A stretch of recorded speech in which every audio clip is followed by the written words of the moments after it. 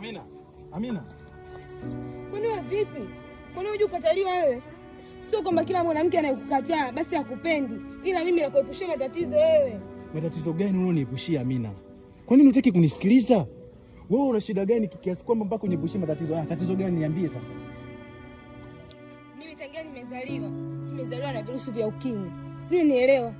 Na kila mwanaume anayenitongoza huwa simkubali kwa sababu najua nikikutana nao lazima nitaambukiza.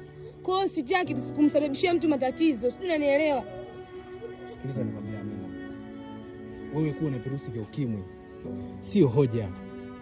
Kuna madaktari, kuna wanasaikolojia ambao hata mimi naye tukiwafuata leo hii tukaambia kwamba mimi na mpenzi wangu ana virusi vya ukimwi, tunataka njia ya jinsi tunavyoweza kuishi. Wanatuelekeza tunaishi vizuri, tunakuwa na familia, kila mtu anaishi vizuri. Kwa nini unajidharau kwa sababu umezaliwa na virusi? Virusi sio hoja kufanya wewe usipendwe Amina. Nisikilize nikwambie Amina. Mimi nimekupenda hivyo hivyo na virusi vyako. Mimi siwezi bila wewe. Furaha yangu umeibeba wewe. Naomba unielewe Amina, please. Mimi sijali kwamba una ukimwi. Mimi nakupenda. Na sio ukimwi tu, mimi hata figo nakutolea. Naomba unielewe Amina. Nakupenda sana Amina. Twende nyumbani basi.